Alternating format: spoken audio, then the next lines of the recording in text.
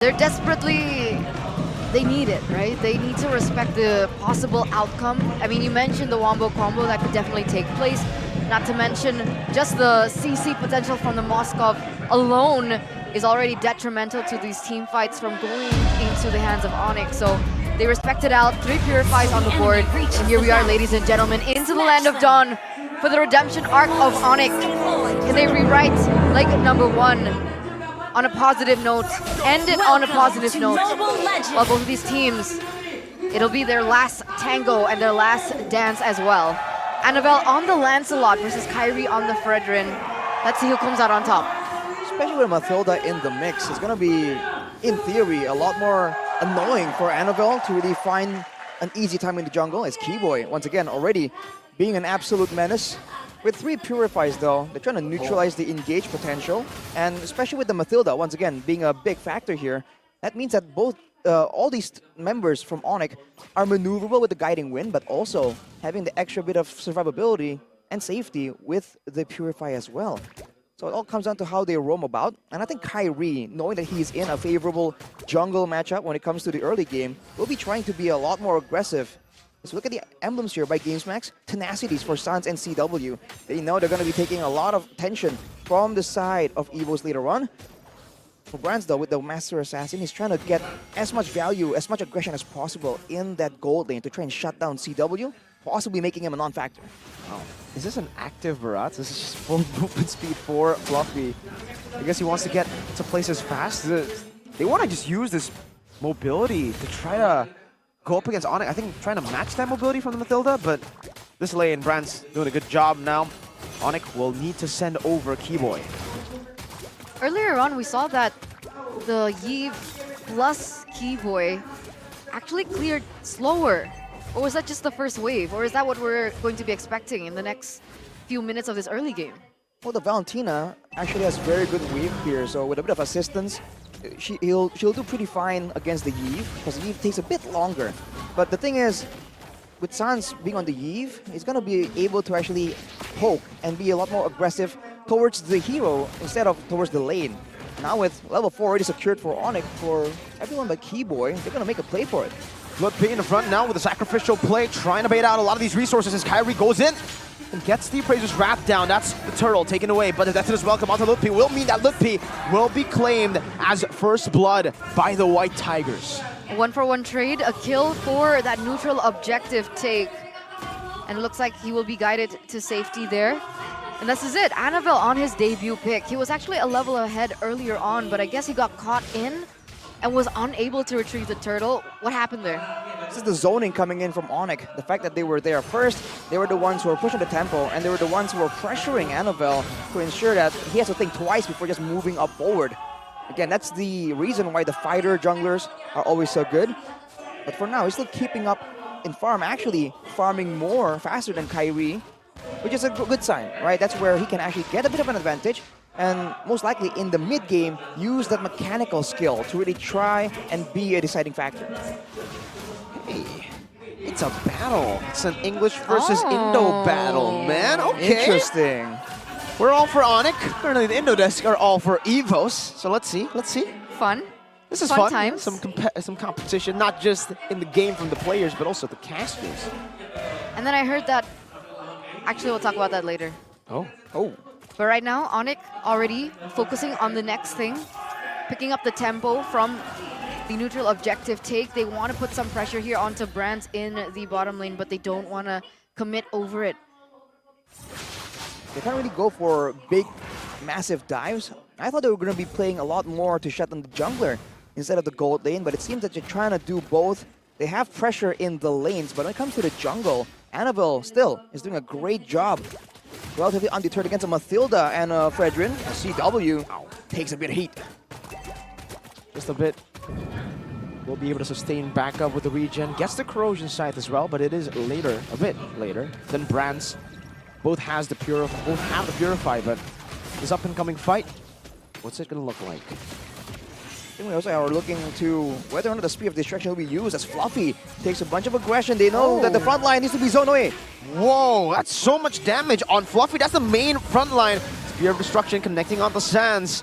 Brands can look for something here. Annabelle, a level ahead. That's a penalty zone. He's able to dodge it away from it. Wow! With the Phantom Execution and the Retribution, they will be able to find it as stolen real-world manipulation to take Keyboy down. And it is all EVOS at the start of the game. That's the assassin play, man. The steal coming in from Annabelle. Despite all the aggression, even the penalty zone used by Lutpi to try and be a nuisance to stop his maneuverability.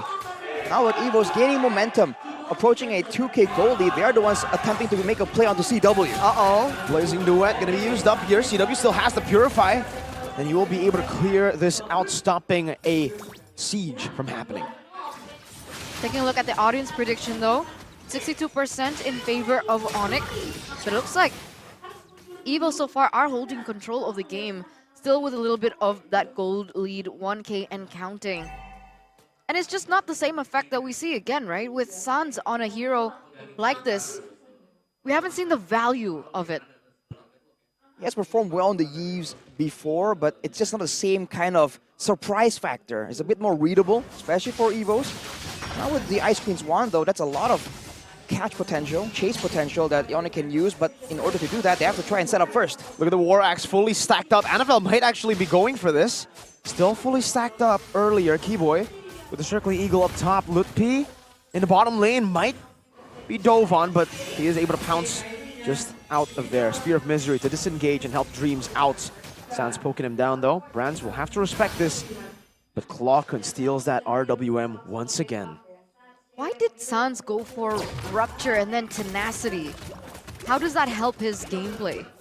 Well, the Rupture just gives him the early penetration, especially if he's going with the physical defense boots. He wants to have that extra bit of damage available.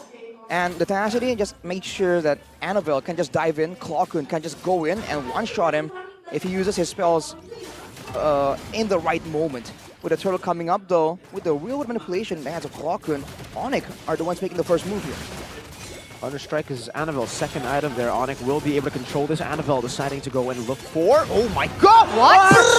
Runs! What? Flip the coin! You can get Mr. Bombastic one day, you can get Mr. Fantastic in another. It seems like Brands, that's the other side of the coin. That's Mr. Fantastic for you. That's insane. Looks like EVOS are looking for more. That's a knockup on the Keyboy who pops in the guiding wind, but it's onto the turret. Brands again! Kyrie with a knockup on the Fluffy with a taunt as well. Fluffy able to get away. CW will not be able to chase longer. EVOS glory. Wow. Was that calculated or not? Because Annabelle was nowhere near the turtle pit at all, right? He was still in the bottom lane. If he was there, he would have been able to get a better time at the Retribution battle because he is levels ahead of Kyrie, but he doesn't go for it. Was that planned? Just Annabelle being like, okay, you take the turtle? Because if that was planned, that's insane calculations right there. Purify from Brands, able to kite away for now as Blazing Duet gets some damage onto Fluffy, but in the midst of it all, it's still going to be Brands free hitting with that Purify now jumping in with the Mistwalker. Annabelle in the back as well with the Phantom Execution and zoning them out. It's another 1-for-0 trade in favor of EVOS glory. Clawkun hovering, looking for a possible assassination, but he gets read out. Sans spots him in the bush. Fluffy right now is being such a big problem. Again and again, he's frontlining, but he has not been taken out. And with ONIC using the bulk of their damage on the Barats, it leaves everyone with so much more space to make the plays happen. And with the chance to just dive in the backline from Brands, this is why ONIC is just having such a difficult time in these fights right now.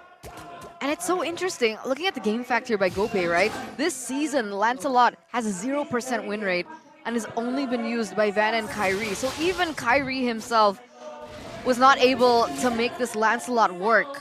And so far, it's working out for EVOS, with the pilot being Annabelle. I think when the game goes longer, there's a chance that ONIC can really try and catch up and match the damage output, because you know the late game Claude AoE is something that's still a very real factor. But later on, if EVOS can really take control like this, then they can dictate the big engages with the Tigreal, and they can go for these split plays like what Annabelle has been doing here.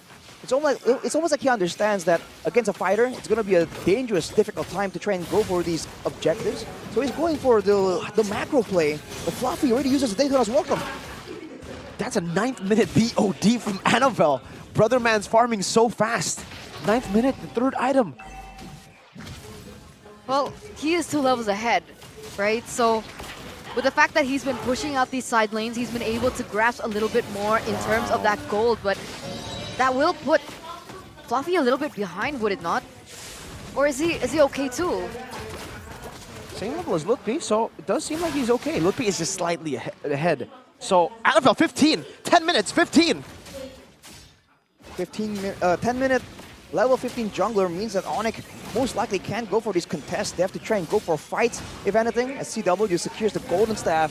Quite a critical power spike. If they do decide to go for it, it's going to be risky though. Kyrie jumping forward, getting the taunt down to Fluffy as the missiles is placed down as well. Fluffy now with a chomp down on the flicker, going for Kyrie, throwing him into the turret, but Kyrie's able to dodge away for a little bit.